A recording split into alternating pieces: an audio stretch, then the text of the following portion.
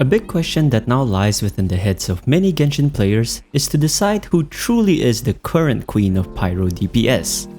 For years, Hu Tao have claimed undisputed reign over this particular title.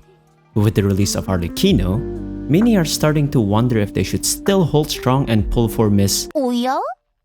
or if they should now start saving for Father instead. The answer to this question is not so straightforward, but let's give it a bit of a discussion through this video. The name's Leafy, and welcome back to Casual Guides to Games, Genshin Edition. Let's start with seeing what makes Arlecchino so good that we finally have someone who's going to contend Hu Tao for that title of Pyro DPS Queen. In terms of her overall scaling, these two share a relatively similar spread of numbers through their kit, and they share a relatively similar DPS philosophy as well. Their elemental skills allow them to reach their respective DPS states, while their bursts are a mix of a nuke and way of survivability, as their normal and charge attack does the bulk of the damage. Pretty simple. But since they're so similar, I guess the question that we should be asking is instead, is Arlecchino a better pull than Hu Tao? Well, according to the 4.6 Abyss usage, then yeah. Arlecchino was indeed used far more in the Abyss at the advent of her release, but the reality is not really that simple. Since you have to consider the fact that Abyss buffs are a thing, and the 4.6 and current 4.7 Abyss rotations had been massively tailored towards Bond of Life DPSs. Plus, you'd also have to consider the fact that even when she's not on top of the meta for years now, Hu Tao had always maintained a healthy usage or percentage over the past years as a main Pyro DPS, even during the current times where Hyper Bloom and this Kamehameha Dragon pretty much craps on everything. So we're really going to have to see how Arlecchino's usage percentage maintains itself going into the future, where there will be different Abyss buffs. So let's give them a more general comparison. I'd say that between these two queens, they are relatively equal amongst one another. It's just a matter of which of their playstyles would be more comfortable for you to play. And since we've established that they pretty much shit on their own HP, the choices will really just be around whether or not you'd want a more normal attack brain-dead approach of DPSing, or would you like a mix of normal attack, charge attack, and the occasional burst as your way of DPS. Because in terms of having to be careful with your HP, then both of them will make you go through that experience regardless of how you play them. Like I've mentioned before, these two share the same DPS philosophy. However, the way they get to their respective DPS states vary in mechanic. Arlecchino needs to maintain a Bond of Life value equal to or above 30% of her health to maintain her Mask of Red Death state, which gives her Pyro Infusion and increased damage, with her skill being the primary source for her to achieve this value of Bond of Life, plus the charge attack that you do to absorb the things that you apply to your enemy. Hu Tao, on the other hand, only needs to be in the state of her elemental skill to get her Pyro damage infusion. But by keeping her health below 50%, she gets way more bonuses in terms of more Pyro damage bonus and more max HP based buffs if you have her signature weapon. And with her elemental skill consuming 30% of your HP every time you activate it, keeping her health at that level becomes such an easy task. Hu Tao is also the less riskier option to play with, even though you might think that having to keep your health low at all times seems like such a risk, you know? But compare that to the fact that Arlecchino can only heal through her burst and not through any traditional means of healing, makes for a higher risk way of playing. At the very least, if Hu Tao doesn't have her burst to heal her, you can just use your healers like normal and it shouldn't take long for you to go back to below 50% health anyway. Meanwhile, if you miss your rotation of Arlecchino's own kit, meaning that you don't have her burst even though your health is already dangerously low, then you're simply forced to either stave off of using her until she gets enough energy to use her burst, or risk putting her out of commission while you try to get energy back to her. Because even though constant damage is not a problem at all with her, considering the fact that basically each of her Mask of Red Death hits reduces the cooldown of her elemental skill, her own survivability becomes an issue in the more suboptimal moments of gameplay. Furthermore, each of them has particular mechanics that you might have to pay further attention to if you have both of them at C0.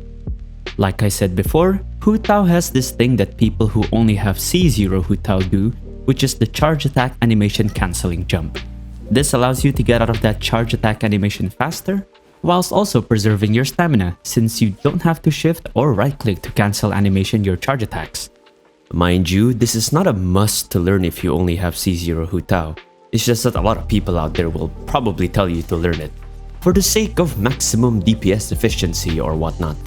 Personally, before I had my C1 Hu Tao, I was doing just fine with mixing charge attack and normal attack with her, so do what you want.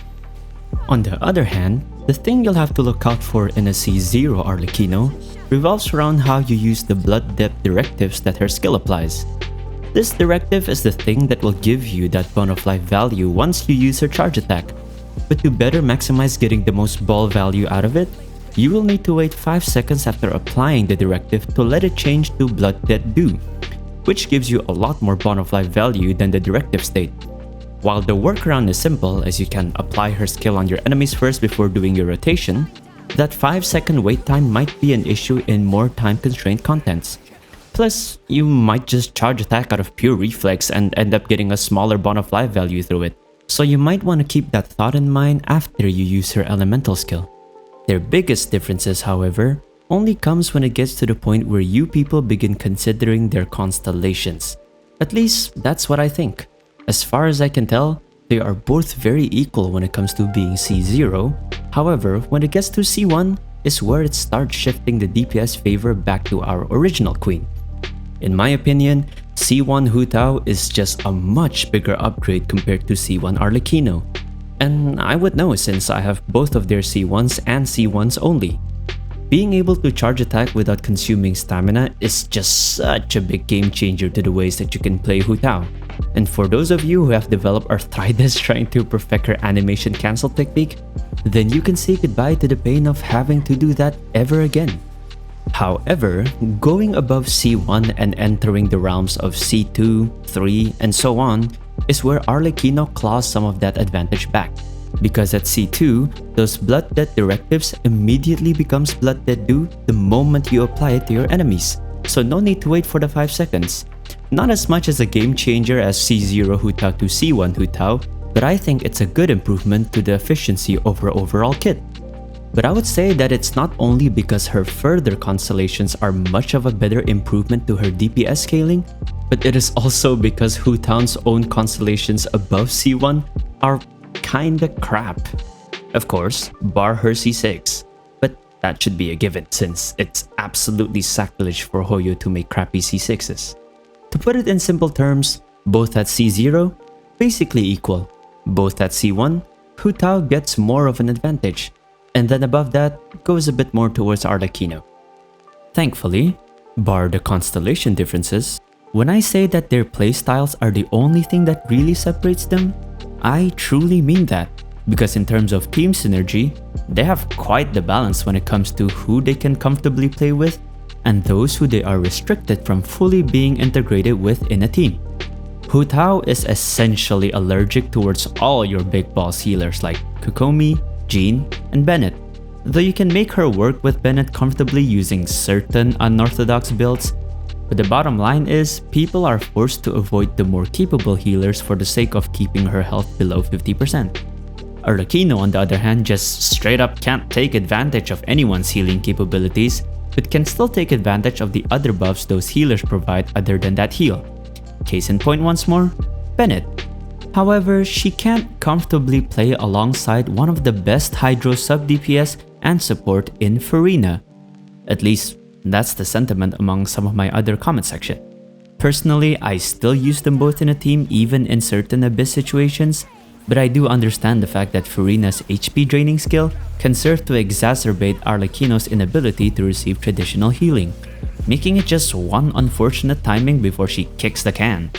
Meanwhile, Hu Tao excels when paired together with Farina because of that HP drain, making it much easier to maintain her below 50% threshold.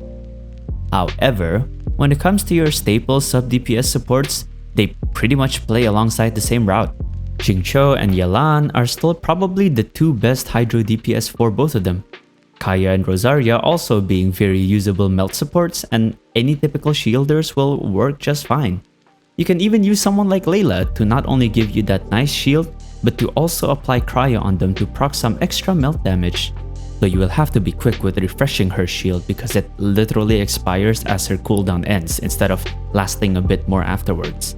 All in all, I think Arlecchino is just straight up a huge win in terms of variety of team comps that people can deploy now. Because let me tell you something, you know what's better than getting a new DPS who's actually very usable both casually and in a meta way?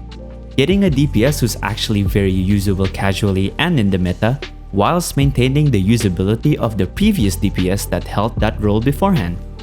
Power creep is such a huge problem for any long-standing gacha games, and seeing that they were able to release another spear-wielding Pyro DPS character without compromising on the usability of their predecessor is a very welcome sight.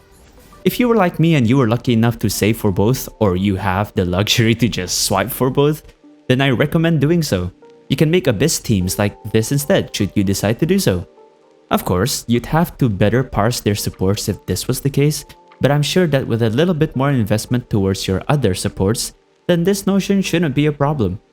Now, let's give it a quick review between our two Pyro DPS queens. Playstyle. Hu Tao has a wider spread of use between all facets of her kit, including an extra focus on charged attack damage, while Arlecchino is more set to prioritize easy damage from her normal attack buff through a more higher risk mechanic. Constellation buffs. Equal at E0, a huge edge towards Hu Tao at C1, but Arlecchino claws more advantage back the further down in the constellations. Team synergy. Both have their restrictions in regards to healing. While Hu Tao can take advantage of most sub-DPS kits, Arlecchino can still make use of the other buffs that healers might provide. With all that said, there's really only one final conclusion. They are both very viable and very good S-tier DPS to pull for. In my opinion, there's really no difference in terms of the value that you're getting from them if you were to just pull for their C0. Even if you factor in their signature weapons, they are still very much balanced. Of course, I do think that Homa is the overall better weapon amongst the two, considering the fact that no one else can use that Bond of Life mechanic on Arlecchino's signature, but that's not what we're comparing here. Moreover, your decision can even be tipped by personal reasons.